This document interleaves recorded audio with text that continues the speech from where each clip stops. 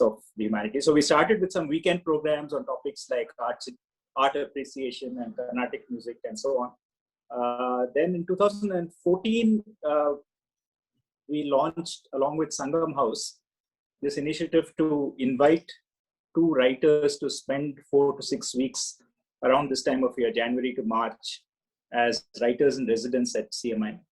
And this had been working very well. Unfortunately, this year we could not continue it. So we have had it for 7 years, from 2014 to 2020. Normally 2 writers each year during this period overlapping, and a lot of activities centered around their presence in CMI. So in order to compensate for this lack of writers' residency this year, Srilata, who's one of the co-organizers of the Arts Initiative, suggested that we have these online sessions starting now.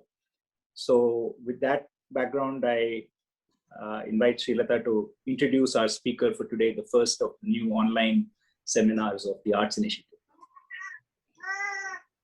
Thank you, Madhavan, and really a pleasure to welcome D.W. Gibson, who I think I met way back in 2010 at one of the early Sangam House residency things. Yeah. So really special to have you here with us. D.W. Gibson is the author of the award-winning book, The Edge Becomes the Center, also the book Not Working. He happens to be the co-founder with Arshya Sattar of the Sangam House Residency, with whom CMI, as Madhavan just mentioned, has been in partnership. Gibson is here to speak to us about the changing nature of work, globalization and borders in the 21st century.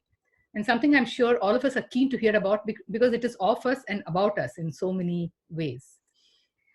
Gibson's skill in oral history and the ethnographic method is evident in all his work. His 2012 book, Not Working, which I've been dipping into recently, is a book of interviews with Americans who were laid off, and it explores that universally fascinating and also perhaps really urgent question: what does it mean to work? What does work give you that you lose when you're out of work, when you lose your job? We all know, of course, of Sturkell's landmark ethnography of work titled Simply Working. And DW's book of interviews with people who suddenly found themselves without a job, from special ed teachers to janitors to those in the arts to those in the corporate world and the world of finance, is, I find, an important accompaniment to Turkell's work. And read together helps us map this very important landscape so central to the human experience. For we get to see the people behind those, what are just statistics, unemployment statistics. We get to hear stories of despair, hope, resilience in an ever-changing economy. And I think perhaps it makes more sense than ever before in our post-COVID economy towards which we are headed. The Edge Becomes the Center, his other book published in 2015, describes the human side of the whole gentrification phenomenon, capturing the stories of different kinds of people, from brokers to buyers, sellers, and so on, who are all shaped and being shaped by the new New York City. It's also a sort of an oral history. And in his newest book, 14 Miles, Building the Border Wall, published in 2020, very recently, is actually an account of the construction of Trump's border wall in San Diego and the impact that it had on the lives of local residents. And in San Diego, 14-mile steel beam barrier that extended very high and cost a lot of money was actually erected. And 14 Miles is actually an account of this very controversial construction. And so Gibson began visiting the site and observing the work and interviewing local residents who were all involved in this. So that's just to give you a very brief idea about the breadth of his work. Today, Gibson will talk to us about what the spread of democracy and capitalism that promised to bring increasing freedom and progress to the world, to the globalizing world, has actually meant. After more than a decade of conducting interviews, Gibson will discuss what he has learned about the tensions between globalization and borders, between capitalism and the workers who keep it churning. He will also share with us brief excerpts from 2 of his books. Over to you, DW. Thank you so much. And it's such a pleasure to be here. And I do remember meeting you back in the early days of Sangam House, Srilata. In fact, I remember showing you to your room when you arrived. It's funny, the things that stick in the memory. A very, very, very good moment. It's such a pleasure to be here, especially after the collaboration that Sangam House has had with CMI all these years. And indeed, 2020 and 2021 have shaped up to be totally unique years. But I've some challenges, no doubt, but I'm very happy that it's presented this opportunity to engage all of you directly. So I'm going to, Srilata just gave a really good summary of the 3 books I've worked on. I'm just going to take a couple of minutes just to explain how I've sort of seen them sort of leading to each other and how they interact with one another. And then I want to just dive into a little bit of storytelling, some of the people that I've met. Because it's important, I think, to understand, as Srilata mentioned, that my books really are anchored to interviews. In fact, 2 of the books, Not Working and Edge Becomes the Center, are both, in fact, oral histories, right? The interviews are front and center. That's the main purpose of the book, to capture an array of perspectives around an issue, whether it be unemployment or gentrification. And with my most recent book, The Border Wall, Building the Border Wall, it was definitely still centered on interviews, but wasn't quite an oral history. I stepped in with more reportage and first-hand accounts that I had being there in the border region, talking to people and meeting people. So the first book I did was Not Working. And, this had a very interesting point of origin. I have a good friend, Colin Robinson, who had worked with Studs Terkel on the last edition of Working. And we were speaking back in 2011. And this was after the housing crisis in the US had been roaring for several years. Unemployment had been catastrophic in the country. And Colin said at that time, he had just lost his job, actually, as a book editor at a major US house, Simon & Schuster. And he had wanted to write about that experience. It was a very difficult experience. He talked about sort of knowing there was bad news on a Friday when they asked him to go to the boss's office. And as he was escorted down to the office and went into the room there, he knew the news was very bad when they gave him the comfortable chair. So all these little hints and experiences, a part of the experience that he had, were very meaningful, and he felt like other people might have shared them with him. The fact that he was made to pack a box of belongings and escorted out of the building, but that he couldn't take the belongings with him. They had to be, the company wanted to go through them and make sure he wasn't stealing any, stapler or glue or anything like that. And they were going to deliver the belongings to him. These sort of dehumanizing details of the experience. Colin went through those, losing his job, and he wrote about it. And the New York Times wanted to publish what he wrote about it as an op-ed. And his lawyer told him he could either have his op-ed in the New York Times or he could have his severance package from Simon & Schuster. And he elected to have the severance package. But that experience of not being able to emote the experience, not being able to talk about it, stuck with Colin. And he had been thinking about working in Studs Terkel, and he thought, there should be a companion piece to that. We should talk about this experience of having that organizing principle in your life, work, taken out from under you, ripped out from under you, right, like a rug. And so he and I agreed to work on the project together called Not Working. And I got in a van, a Jeep, the summer of 2011 in California on the west coast of the US. And I spent several months driving across the US, the mainland, interviewing over 200 people that had lost their job in all walks of life. And it really was just that sort of central question of what it was like, that actual experience of the day you found out you had lost your job, and what were the consequences that followed for you. And these are people that were not fired for cause, but lost their job because of the economic circumstance. And there were a lot of themes that emerged from that experience. But I had one experience in the middle of the country, in the state known as Nebraska, which is known for agriculture and corn. There's a small town called DeWitt. 572 people live in this tiny, tiny town. And I'll speak a little bit more about that later on. But one thing I learned in DeWitt stuck with me, and it generated the next book that I worked on. I was meeting a man there who was driving me around, showing me where things were in the small town. And he pointed to a building where there used to be a grocery store, a market where people could buy food, but it was closed. And he said, we can't sustain the store anymore. There's just not enough people here to sustain the store. And that really stuck with me, that one fact. I thought to myself, what defines a community? What are the things you need present to be able to say, yep, this is a community. We are people, we are here gathered, and we have what we need environmentally, economically, culturally, socially.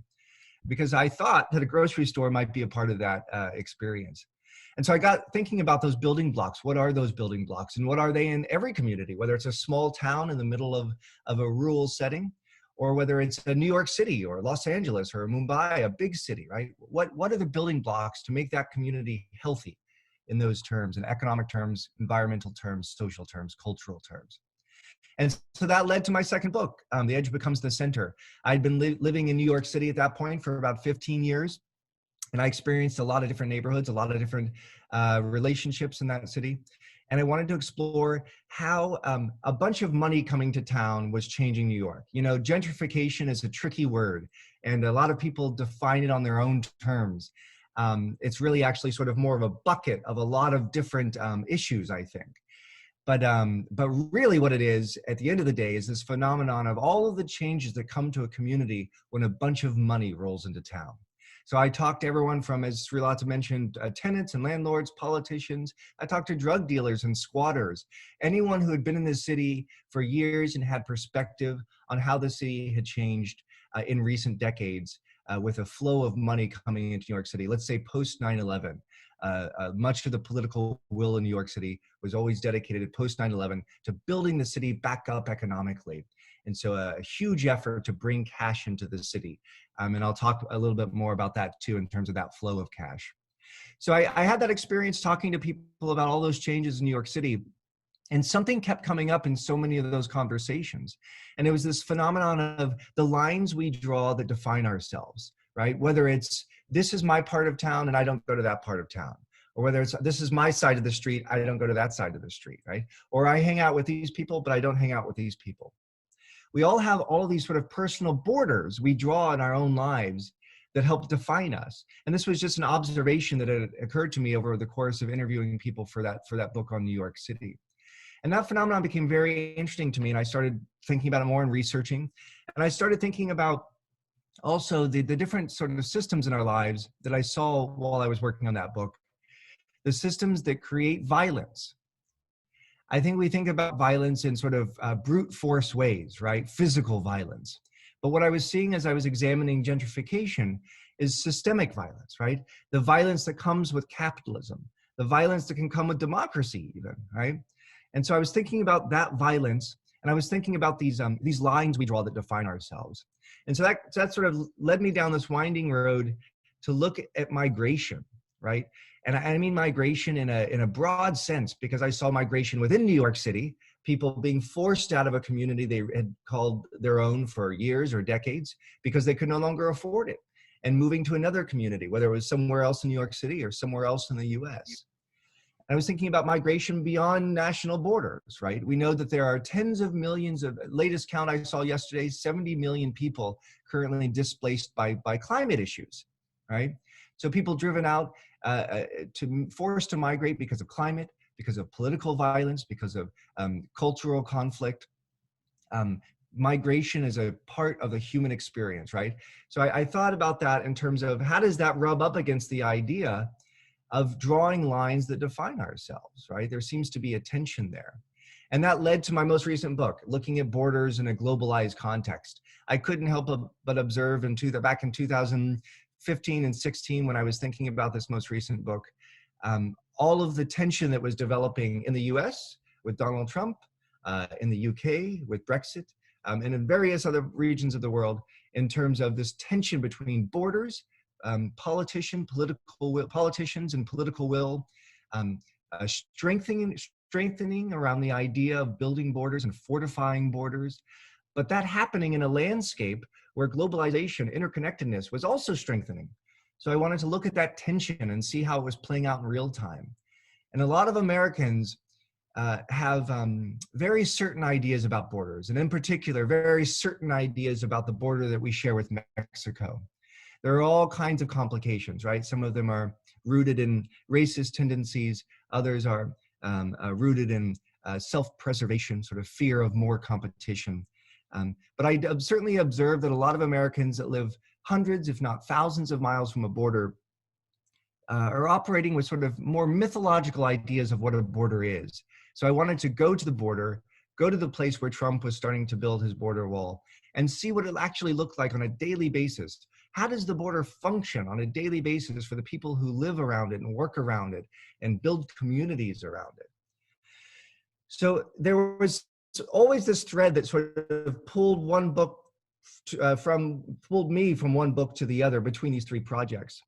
And I have to say that the themes that remain all the time throughout these projects and other ones that have come from them are the money across communities, and how that flow of money has become more and more international.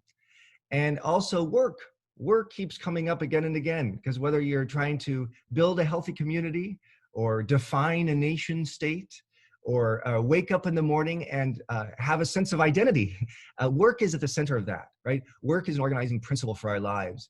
And I also think that it's, especially at a time of great disruption right now, 21st century, with work being redefined, lots of jobs disappearing, new jobs appearing, I think it's important to sort of look at it as an opportunity to recalibrate our relationship to the idea of work. In an American context, a lot of people have very negative views of work, right? I asked people to define this word for me. And a lot of people defined it in negative terms, right? A way to earn money, something I have to do. But I think there is an opportunity to define work in a more expansive way and to realize that there can be some fulfillment in it. There can be some community in it.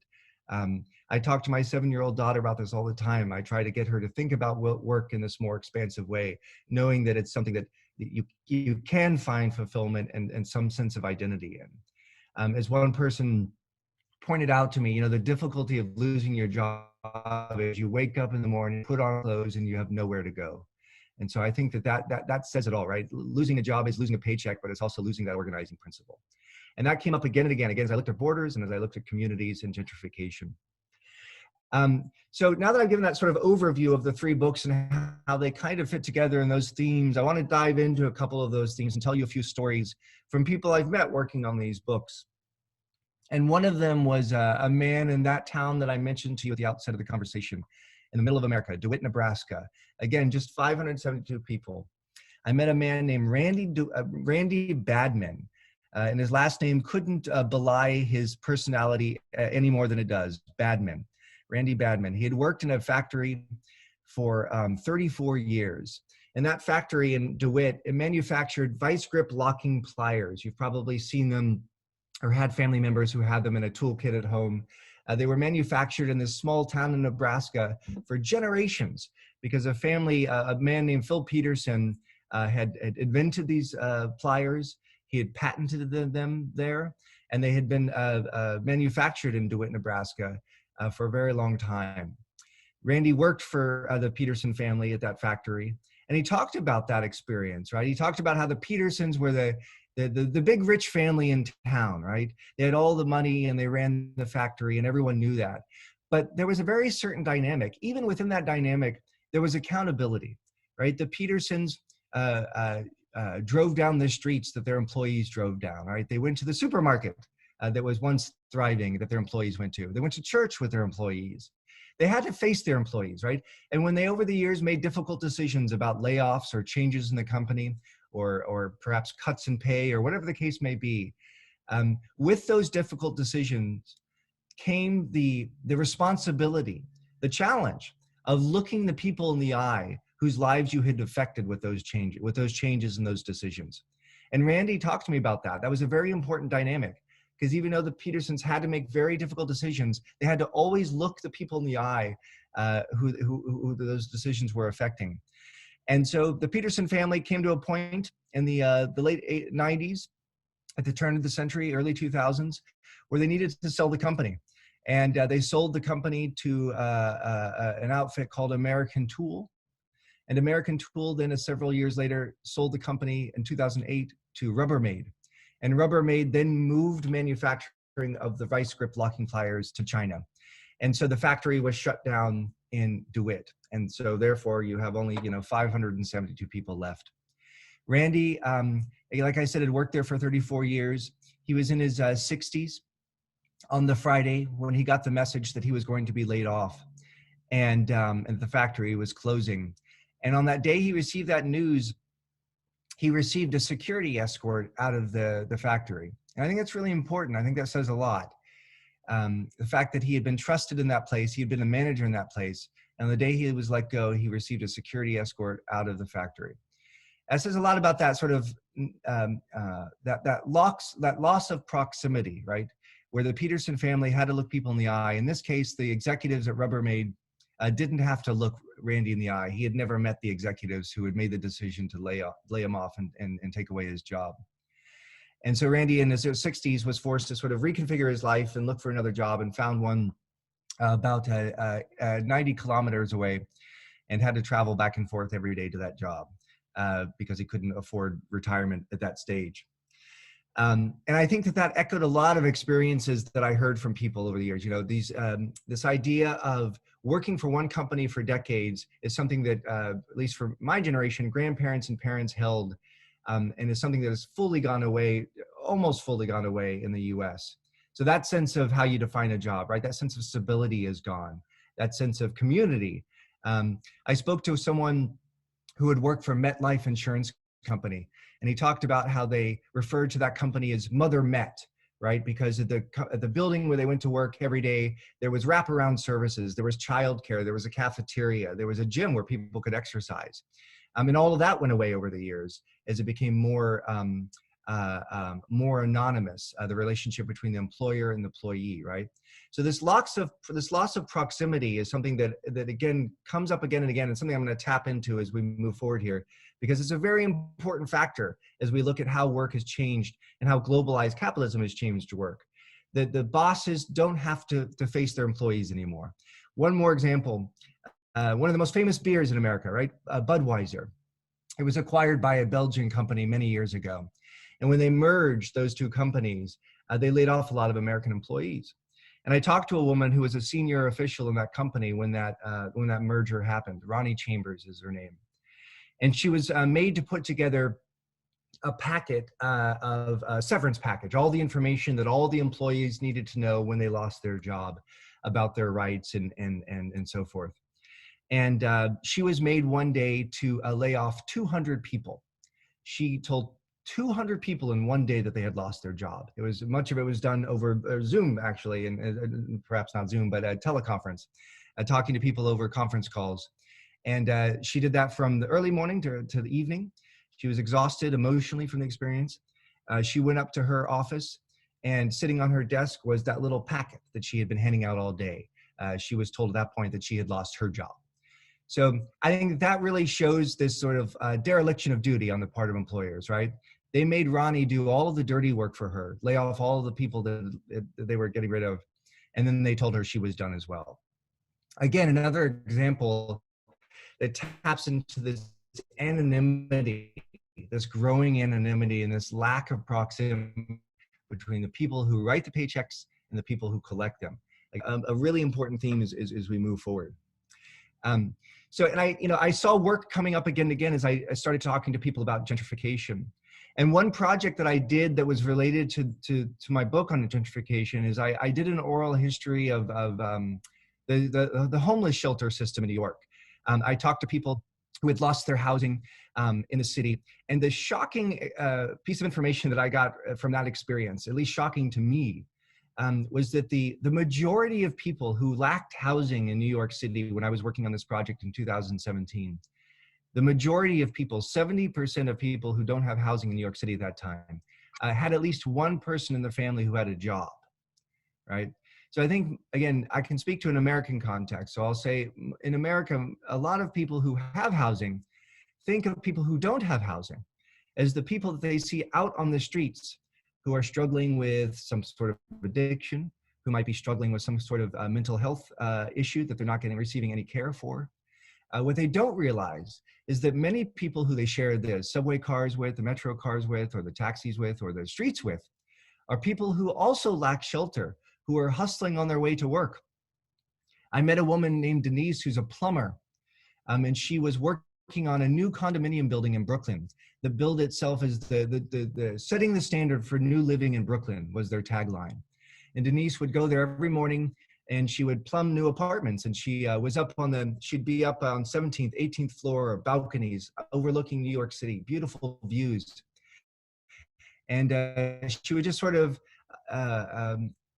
she just tried to describe a sort of sense of disorientation she felt working in that environment And at the end of that long workday, going home to the shelter she was living in with her kids. So this woman working all day trying to earn enough money to find housing, to find food for her family, could not do so. And that's a common phenomenon, right? So, and again, in the American context, I'm quite sure in other contexts, we have many people here who work multiple jobs, not just 2 jobs, but perhaps 3 or 4 jobs, and still struggle to find healthcare, housing, and food for their family. And this was something, again, that came up, I thought I was moving on to a different topic, writing about gentrification, but this element, this challenge to finding housing was often linked back to the challenge of finding work that compensated them enough to be able to meet these basic needs of their family. And again, I saw these themes playing out as I moved to look closer at the border, right? So I'll give you a couple of examples that speak to this. One of them was there's a very large Haitian population in the San Diego and Tijuana region where I was looking for my book, 14 Miles. That was the geography that I exclusively looked at, the US-Mexico border. There's a large population of Haitians in both Tijuana and San Diego. And they arrived in large part in late 2016. And many of them had been displaced from their home country by the massive earthquake there in 2010. Lost homes and jobs and destroyed communities. But there's a 6-year lapse there, right? Lapse there, right? The earthquake was in 2010. And they started arriving in large numbers, over 20,000 over the course of a few months in Tijuana in 2016. And I was trying to figure out that gap in time. And what I came to realize that so many of the Haitians that were arriving then were arriving up through South and Central America. Many of them had been in Brazil. And many of them had been in Brazil because Brazil had handed out 43,000 work visas to foreign nationals because they needed a lot of help to build their Olympic stadium complexes. So for a couple of years, there was this massive influx of immigrants. And this probably sounds familiar, right? Because we've seen this in other places like Dubai and so forth. We had this massive influx of workers going to Brazil to help build facilities and help that ecosystem, that economy, as they prepared for the Olympics. And when all of that work was done, Brazil canceled those work visas and everyone was made to leave the country. And so there you had exoduses throughout Central America, winding their way up, lots of individuals up through Mexico and arriving at the US-Mexico border. Some of them choosing, about 6,000 choosing to cross over into the US. So that just goes to show you too, I think, that we're not only dealing with this crisis of work, I think as I had seen earlier in an American context, but through this work at the border, it was becoming more and more clear to me that this was the context that workers are encountering in various global contexts, right? I saw that with the Haitian population. Another key component I saw at the border was the proliferation of what are called maquiladoras. And there's an agreement that I'm sure many of you have heard about in news headlines called Nafta, right? The North America Free Trade Agreement. This was made in the mid-90s between Canada, US, and Mexico, a trade agreement, and something that was renegotiated by the Trump administration a couple of years ago. But this agreement, Nafta, has many provisions, but there's one very important component of it, and it allows American companies and international corporations to open these factories along the border in Mexico called maquiladoras, where they can access far cheaper labor than they can in the US. And they can skip out on paying taxes, right? And they can manufacture goods in Mexico and bring them into the US to sell. And so what you see at the border, especially in the San Diego-Tijuana region, is in San Diego, right at the border, you have two things. You have a couple of pockets of largely disenfranchised Black and brown communities, largely Mexican communities that have lack of resources. And then you also have wide open desert, right? There's a lot of reluctance on the part of the local American governments there, state governments, to build up right next to the border because they really view it as, for lack of a better term, a buffer zone, right? There's a major highway about 15 miles north of the freeway. And I submit in my book that that's the real border.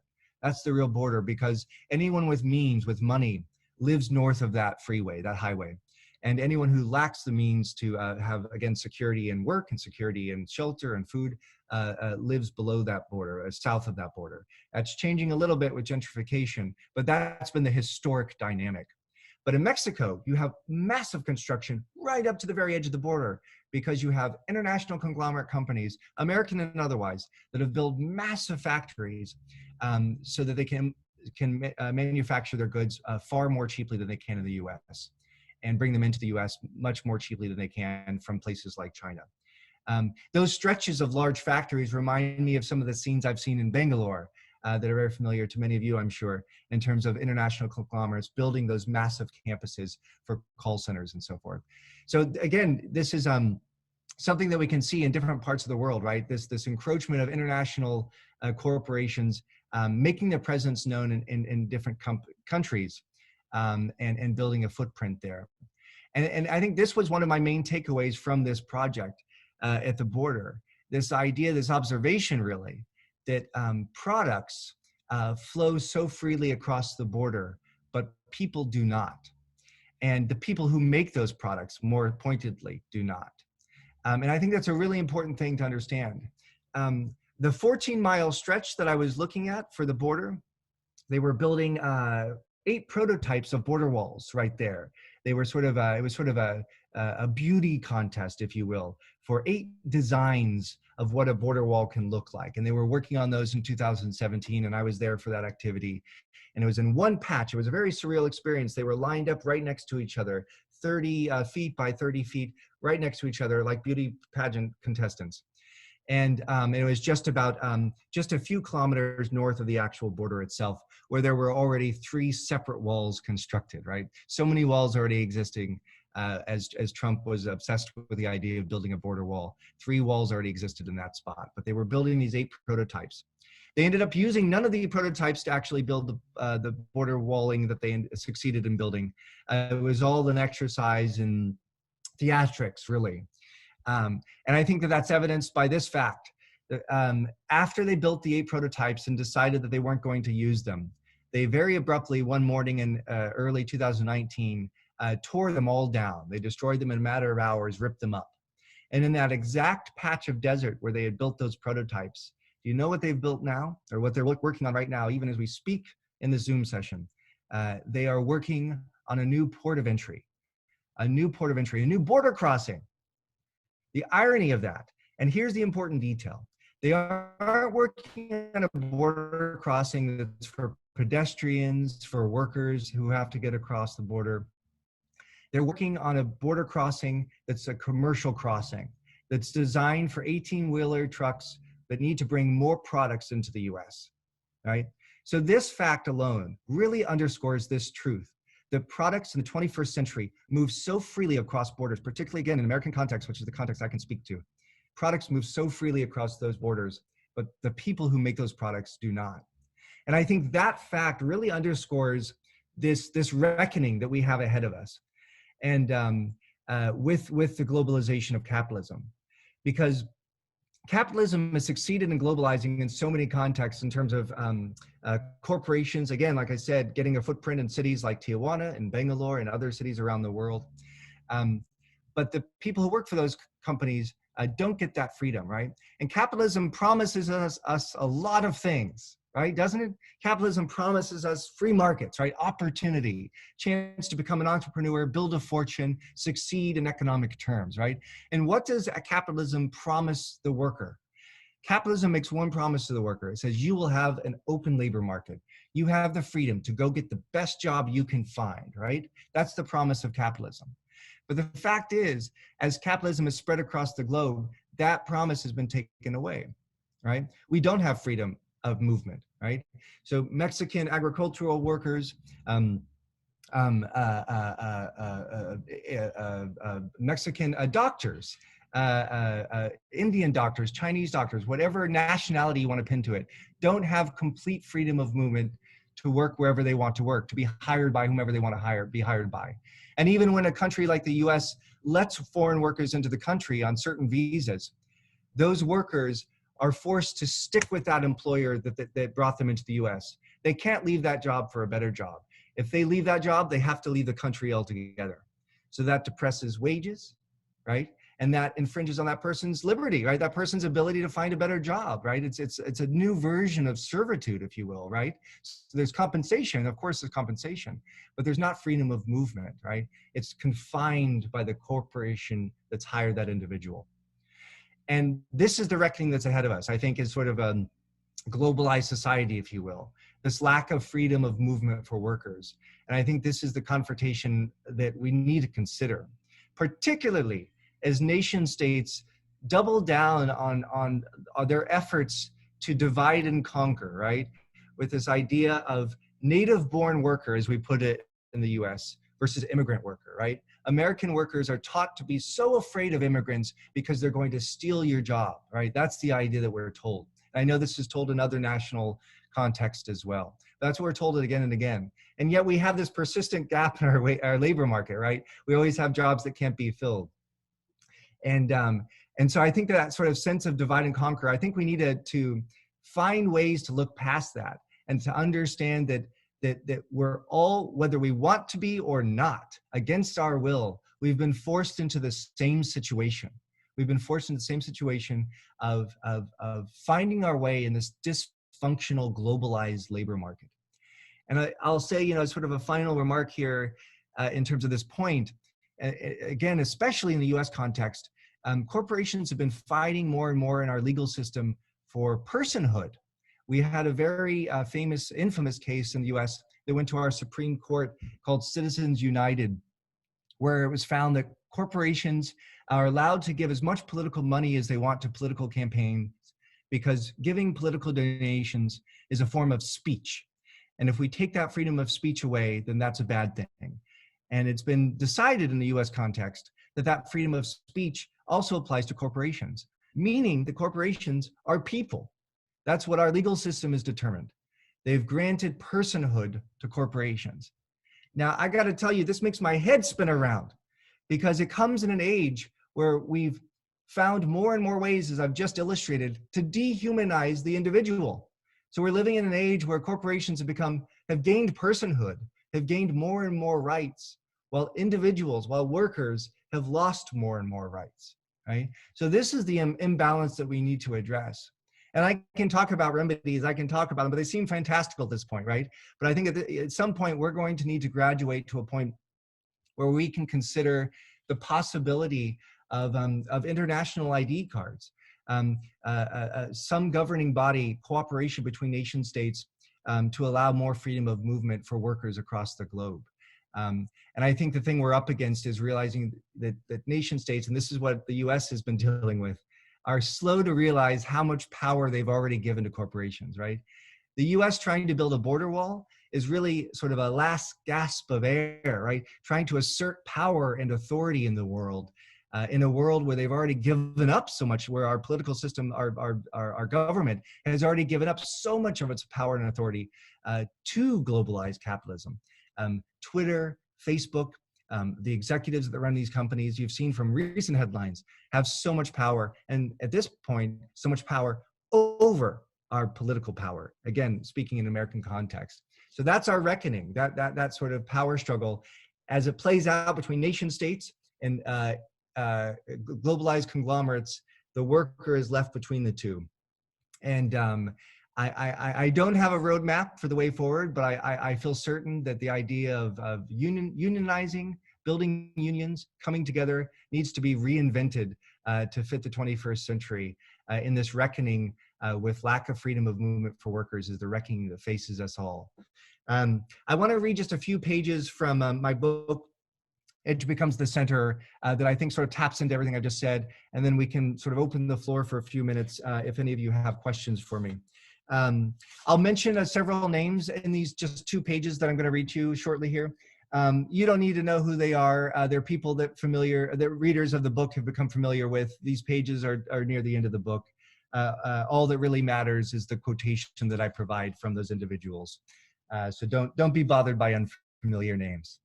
But so I start off with mentioning Jerry the peddler, who was a squatter I met in the East Village of Manhattan, who had been squatting in a building for decades, not paying any rent, but working very hard to maintain a building that had otherwise been abandoned and would have collapsed if he and his friends had not been living in it and taking care of it. All right. So on the last page of a pamphlet entitled Squatting in New York City, given to me by Jerry the Peddler, I found the lyrics for a digger song. This is part of the third verse. The sin of property we do disdain. No one has the right to buy and sell the earth for private gain. The sin of property. Each of us defines gentrification in accordance with our own relationship to a piece of land, a neighborhood. And as is the case in all meaningful relationships, our feelings are conflicted, our actions contradictory. We have hopes for what the land may bring us, profits, security, community, and we have fears about what it can do, what it might become. As Nico, a real estate lawyer, pointed out to me, even an investor who has never been to New York has fears over its future. The fear is that a terrorist attack will get people to leave and gentrification is reversed. Whether it is the possibility of global jihad disrupting a portfolio's steady growth, or the challenge of finding a warm place to sleep, our relationship to land can't help but set the terms for how we talk about gentrification. Curtis Archer, an executive director of the Harlem Community Development Corporation, recently said, you know, I kind of get sad when I hear people talking about a new Harlem Renaissance happening, because let's remember, the Harlem Renaissance was built on what? Arts and culture. It was the voices that came out of this neighborhood that mattered. And this is economics, pure and simple. Gentrification is our word of choice because we have settled into the choice to let money frame our relationship to land. This abstract thing called money is itself in the process of abstracting land. A patch of earth where a building was constructed and used for work and shelter by one group of people has become an investment for another group of people in another neighborhood or another state or country. The second group rarely enters the doors of the homes and businesses they acquire. They don't need to.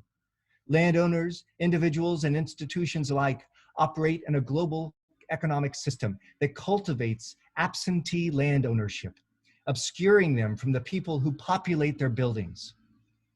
As Ephraim, a land developer, put it to me, that's why we don't usually buy buildings with tenants, because if you do, you have to go talk to them.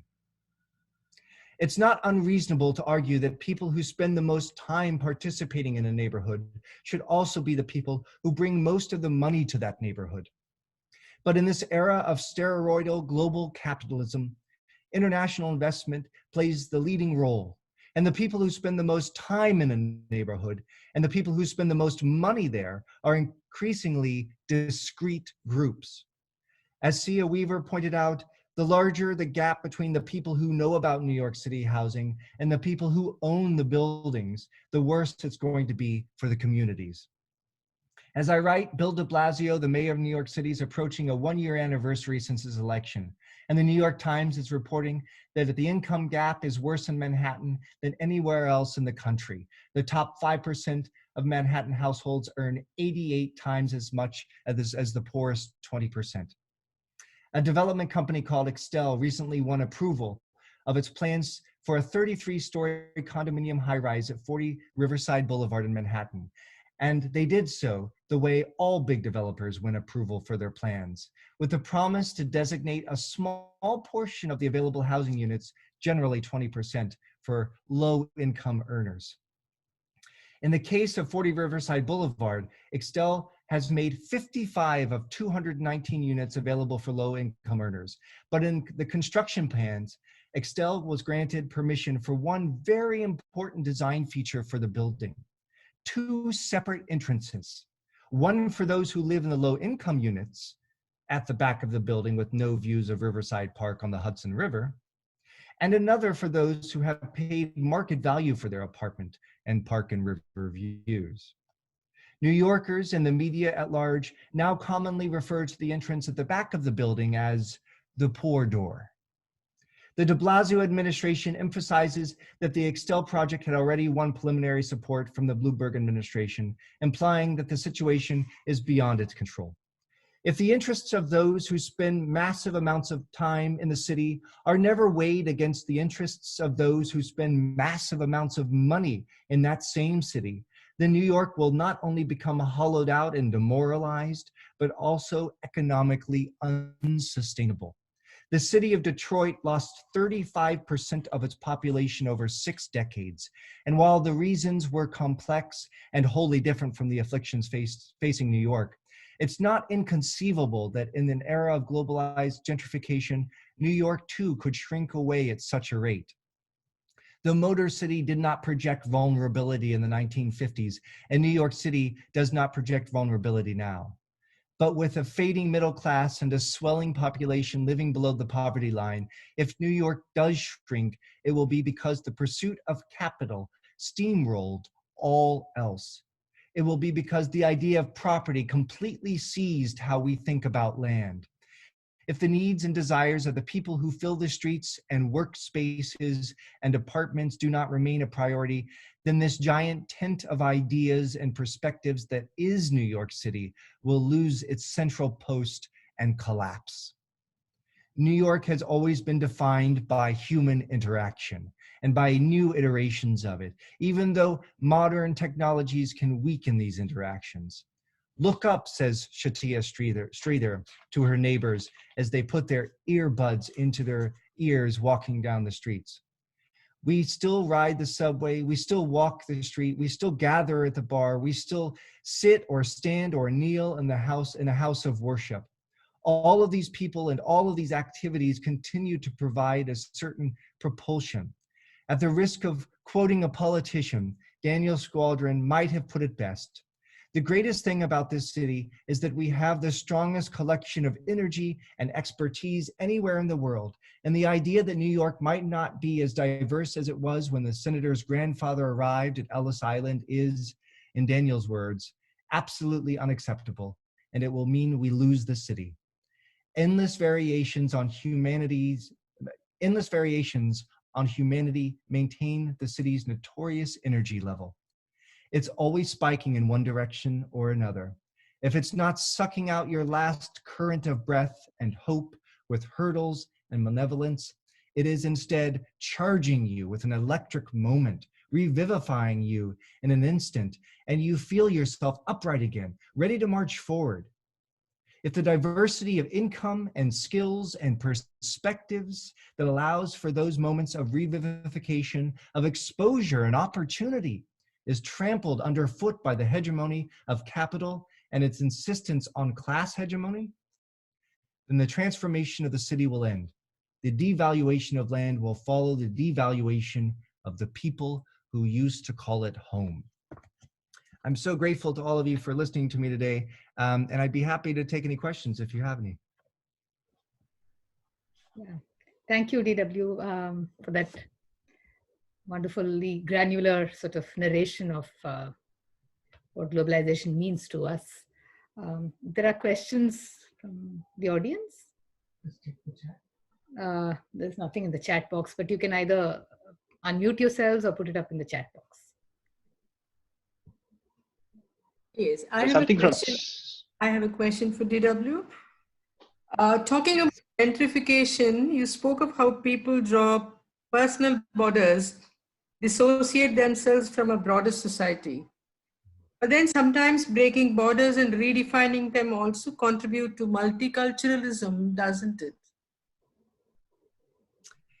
You're saying breaking down the borders contributes to multiculturalism? Yes. Absolutely, yes, yes. So this challenge of moving past, of finding other ways to define ourselves, right? Finding other ways to define ourselves beyond these lines of separation. Right? I think we rely too heavily on the idea of borders as a way of defining ourselves, and we can find other ways to define ourselves. And what you said is very true. So there have been studies that have tracked this, particularly in US context, in rural settings, out in the countryside, where there have been large influxes of mainly refugees, actually, and asylees, people that have fled violence, a big Somali population in the state of Minnesota, Vietnamese population in Texas.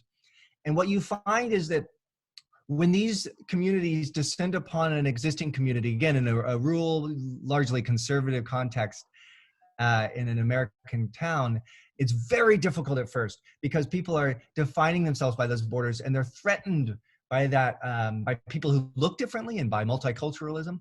But what you find is that over a long breadth of time, over a couple of years, in fact, those communities actually become some of the most open-minded, some of the most multicultural, but even moving past that stamp, they embrace an array of perspectives. And again, I'm talking about some very conservative parts of America. And there are studies that have sort of tracked these attitudes through longitudinal surveys. So I think it's really, I find hope in that, because there are challenges up front when communities change. And also too, I saw with gentrification, when amenities come to a community, more hospitals, more stores, this is a good thing. But the question is, who are those things for? Because a lot of the people that were there for are being pushed out, right? So being able to allow people to stay in a community as it grows and gets better, and to allow the time necessary for those rough patches of getting to know each other and for understanding the ramifications of that multiculturalism. Thank you.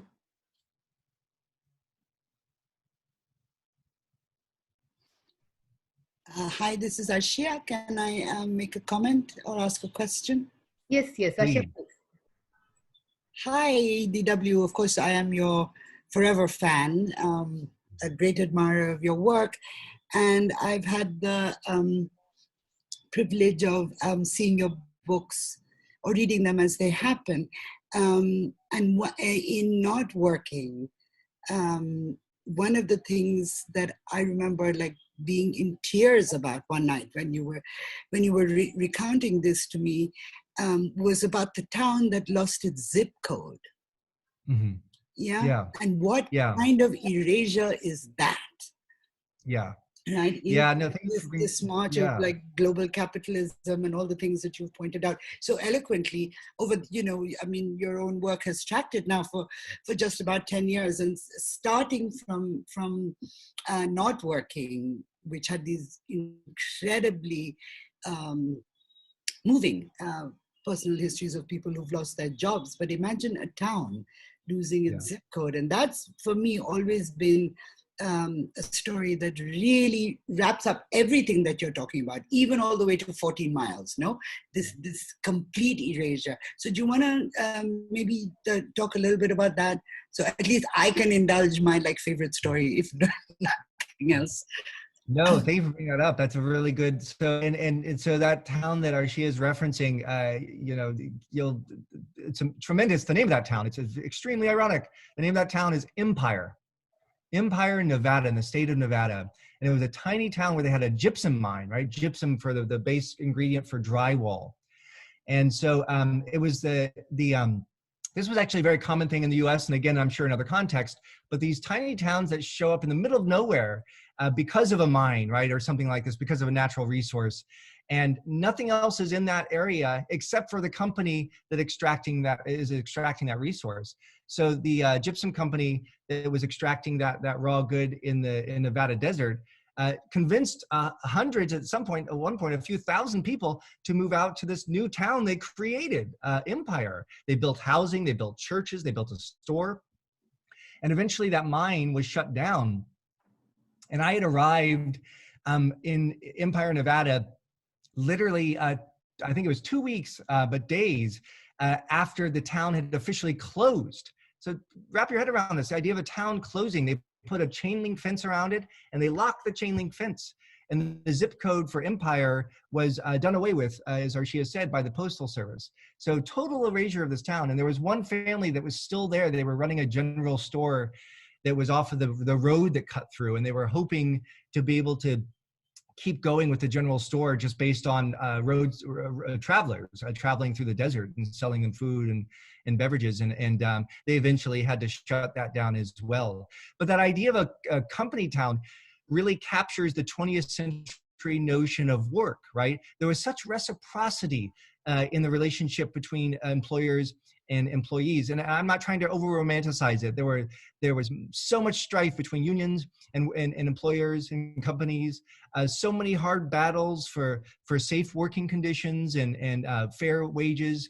But those issues were in fact worked out through negotiations And there was, even if it was hard fought, some reciprocity, right? Mother Met, I mentioned, right? The idea of a company providing services for their employees. And that's what the Gibson company did in Empire, Nevada. They provided a whole town, right? And that's something that was around the US a lot. And that was the very last one in the US, and it shut down. So that sense of reciprocity, that sense of a relationship, proximity between workers and the people who write the paychecks is gone. And that fact is captured very starkly in Empire.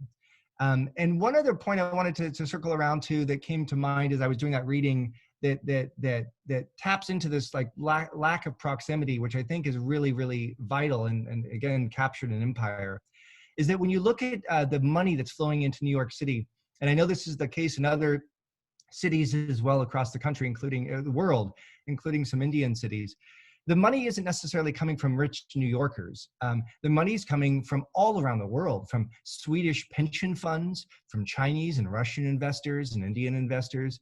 So this flow of money is happening with a class of people that sort of exist in the world in very different terms, right? And those people still have those wraparound services by employers, right? So if you go to a Google campus in California, or Facebook campus, they're going to function with all these services because they are playing to the one sliver of the labor market that requires that kind of reciprocity, right?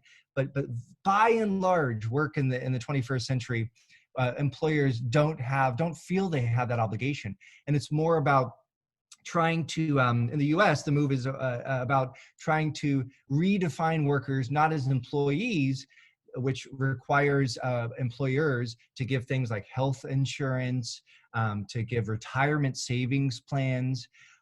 Companies are moving away from defining the people they hire as employees and hiring them as independent contractors, is the term we use in the US. And that means that they don't have to provide health insurance. They don't have to provide retirement savings plans, and they can provide lower wages, right? So again, lack of proximity, lack of relationship building, even if it's tension filled between employer and employee, these are the defining characteristics, and that's something that I think really was captured with the demise of Empire, Nevada. DW, there's a question in the chat box. Naman Kumar, should I read it out to you? He says, a lot of the problems that you mentioned about globalization, borders, and immigration are addressed through regional unions such as the European Union, especially the right to relocate. Do you believe that such unions are going to be the natural construction out of the situation going forward? Yeah. So I think we are going to need to come up with international cooperation for sure. I do, and I know that's tricky, but I think there aren't a lot of good options, and I don't know though that it necessarily has to be nation states. And I don't know. I mean, we can point to the model of the United Nations. That's sort of the really kind of the only existing alternative of scale that we can point to. But I would throw that out there as sort of another body to look at for modeling, because again, I think nation states are fighting their own battles. I was reading an article in the New Yorker just yesterday about the Bahamas, right? A small island nation, and they're forcing out a lot of Haitian immigrants after promising not to, because they're struggling to get back on their feet after a massive hurricane. So you see this in very small countries too that aren't sort of major leading economies of the world. This sort of pushback on defining yourself as a nation state. So that tension is going to continue to grow between the private sector, corporations, and nation states. And I think as workers, as individuals, we need to be aware of that tension. But I do think that there aren't a lot of alternatives for power structures capable of pushing back on capitalism. And I think that our best hope for pushing back on capitalism is in fact democracy, which theoretically is rooted in our political systems, right? So I think what we've seen over the last several decades as globalization of our economies has happened, 60s, 70s, 80s, and 90s and onward, we've seen a dereliction of duty on the part of the nation state, on the part of democracy. What other mechanism is empowered to push back on the malfunctions of capitalism better than democracy? I don't know of one. But that said, I can say democracy has fallen down on the job and has not done that job. So I think it's important that pressure come from us, from individuals. And we've seen this. I mean, I can see this, obviously there's been major demonstrations in India with some of the farmers more recently. There have been massive demonstrations over the last 4 years in the US in different contexts. But we need groundswells of individuals pushing back on political power to force democracy to reckon with that responsibility it has to correct the malfunctions of capitalism. I understand that's very idealistic, but I don't see other mechanisms out there that are capable of pushing back on capitalism like democracy can if we force it to do so. So, TW, can I ask a question? Sure. Hey, hi. Yeah, hi. So this is Sridhar, and my question is, or my observation, is that while globalization has had a negative impact in some ways in some parts of the West, where certain types of jobs and certain towns have suffered more than others because jobs leave, factories get shifted to China and other places. But it's also had another impact of providing higher wages and better standards of living to people in those countries which were earlier very poor. So how is that a bad thing? I mean, I think globalization has made it possible for many of us who are on this call today to have the wages that we couldn't have dreamt of in a non-globalized world. Yeah, absolutely. How is it a bad thing? So I think I really try to, and I don't succeed all the time, it's staying away from the word globalization all by itself. I think, again, it's sort of like gentrification. It's a bucket of issues that need to be examined on individual terms. And so I really try to make it clear that I'm talking about globalized capitalism, right? The way that capitalism as an economic system has proliferated the globe. Because we can look at cultural globalization. I've been exposed through Sangam House to literature that I never would have discovered on my own sitting, in my home in the US. So there are all kinds of iterations of globalization and some really good ones. And in economic terms, as you pointed out, there have been some really good benefits for some individuals, right? So I would just ask certain questions of those developments. I would ask, are they sustainable, right? So we've seen people travel hundreds or thousands of miles for jobs that did in fact give them better wages, that allowed them to send money home to family members. Is that sustainable for a lifetime, to be separated from your family by thousands of miles? Is that job sustainable? Or is it something that you're going to have for 6 months or a year and then go away, right? I'm worried about the long-term reciprocity between, again, employer and employee. So I would wonder about the long-term health of that economic boost. And I would also say, what are the other ramifications of those opportunities that have developed in some more rural areas? Look at Africa, right? So China has for decades now built so many relationships with African governments, provides so many jobs to impoverished African nations, but at the same time created a lot of environmental hazards, a lot of environmental challenges and health considerations for the communities that have provided that economic boost. So I would ask us to examine those other ramifications and examine whether or not these are sustainable, these positive changes that people have encountered. But absolutely, you're right. And I think it's important to not sort of just look at globalization as like a word that is a dirty word that we can just sort of hammer at. I don't think that gets us anywhere. I think we need to look in a more nuanced way. And I'm to that point, I'm thankful to you for bringing that up. But I think it's about looking at the more longitudinal questions of the sustainability of those opportunities. Hi, I'm KV. So the other issue is also that, people who do well at the upper strata of the society, they continue to do well.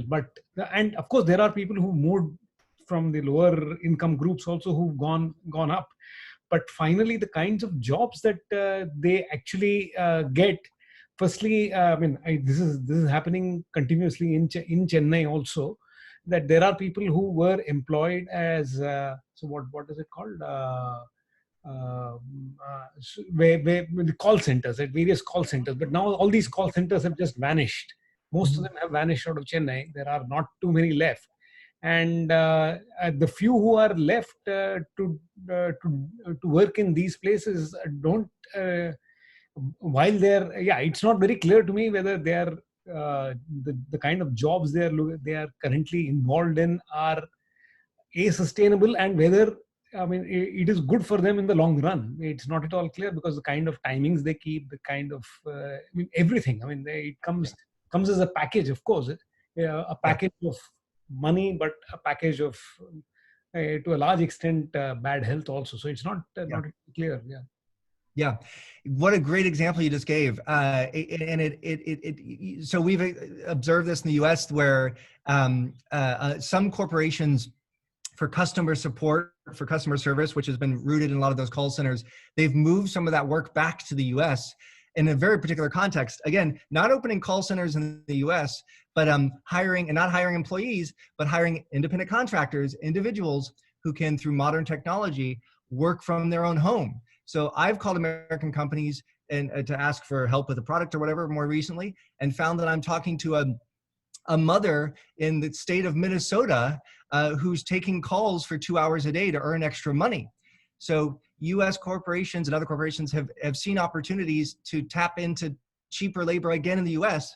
and also appease, I would say, some sort of racist feedback from American consumers who would rather hear someone who sounds like an American on the phone. So they've placated those racist tendencies and also chased the cheap labor back to their home country.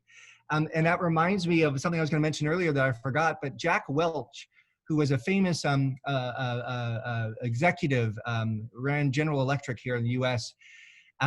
He made a proposal many decades ago. It was sort of half joke, but half serious. He said, what we could really do, General Electric, instead of sort of moving our factories all over the world trying to get cheap labor, we could just build a gigantic barge, a huge boat, and then we could just move it wherever the labor is cheapest in the world.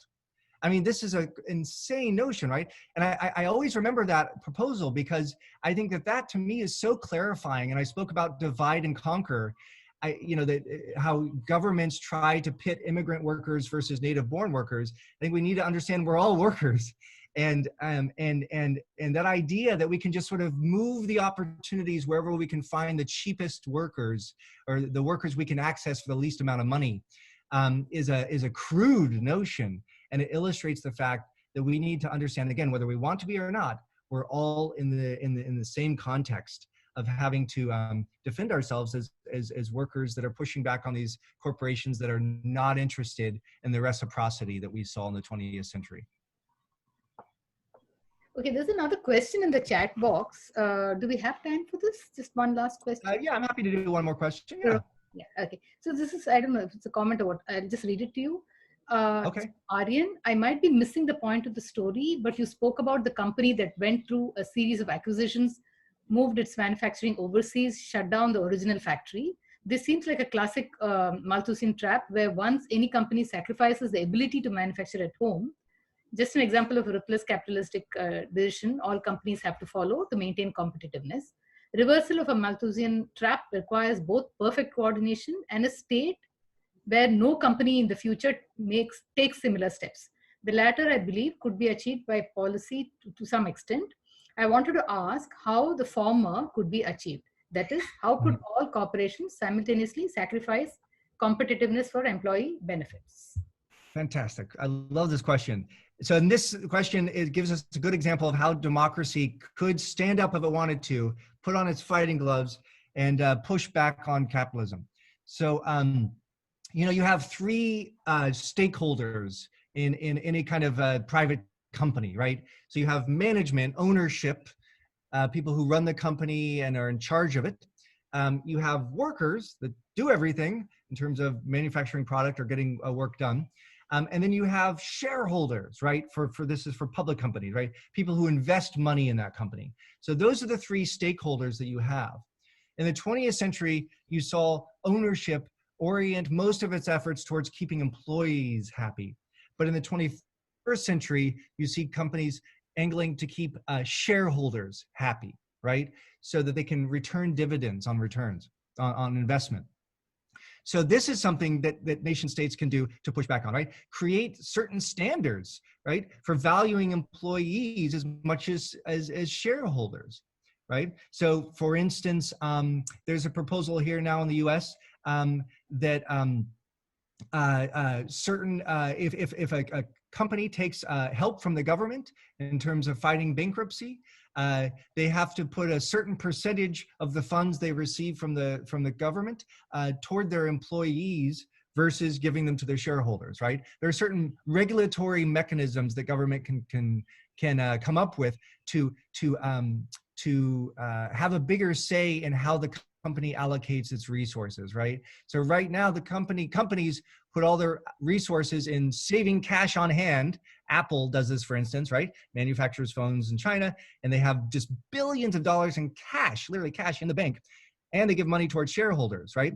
So creating a minimums required in terms of making sure that employees are considered when a company is deciding how to allocate its resources. Because it's important to understand that it's not as though, I mean, certainly some companies have struggled, but a lot of the companies, when they move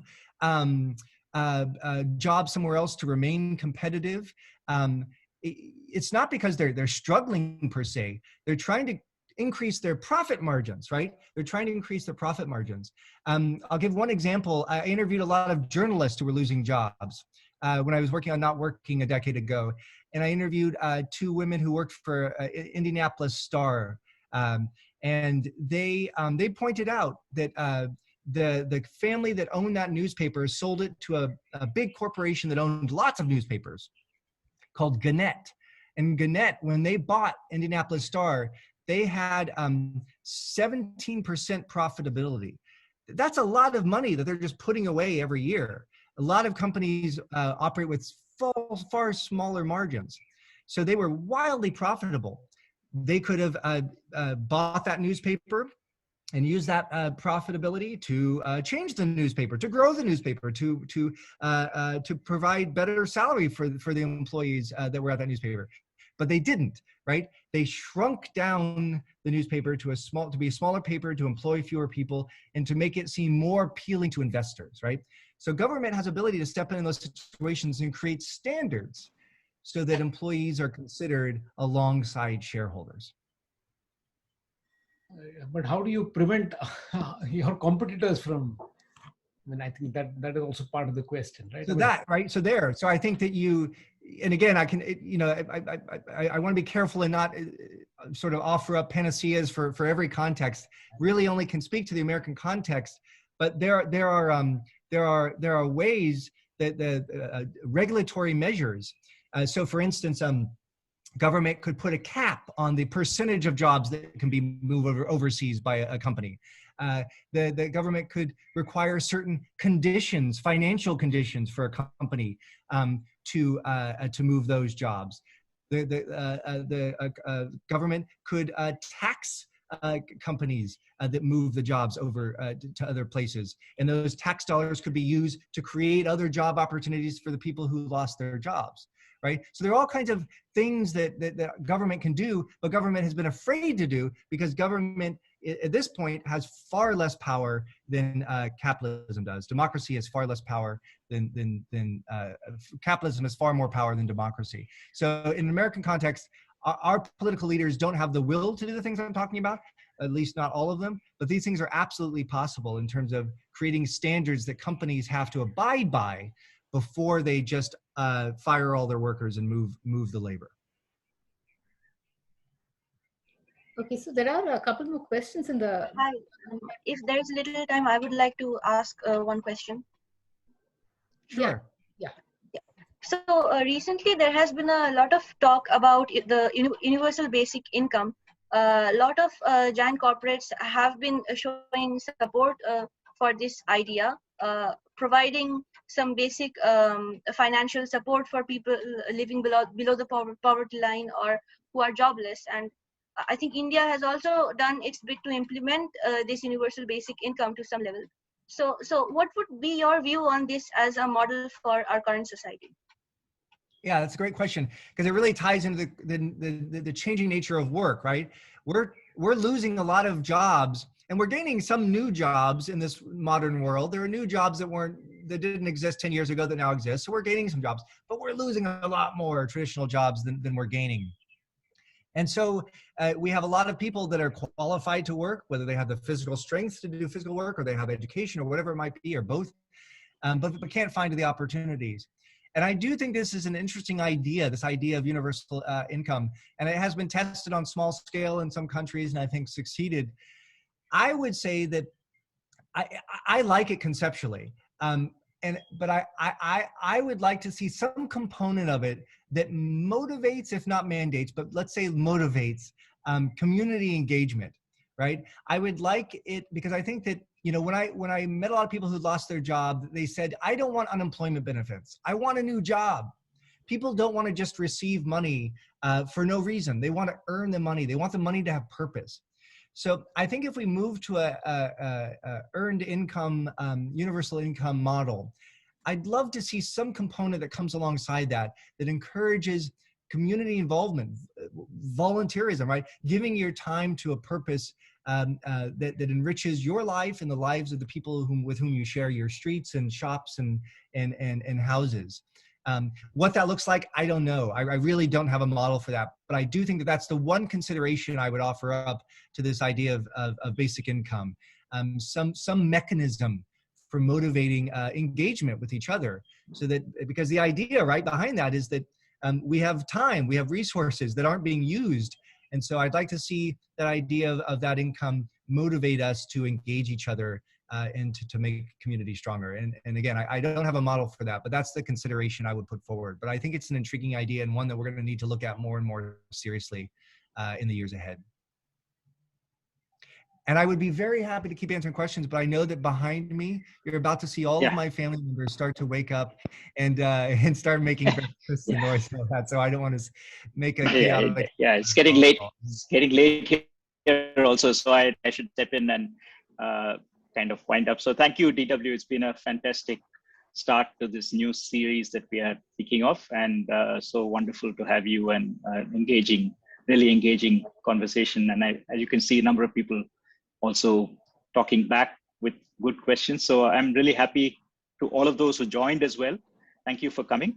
So we do plan to have this as a regular activity, roughly once a month. So you can look for something around the same time in March. We will send out announcements, and do keep coming back. And thanks again, DW. Thanks so much for having me. It's been an honor to be a part of this. Thanks, you guys. Thank you. Thank you, DW.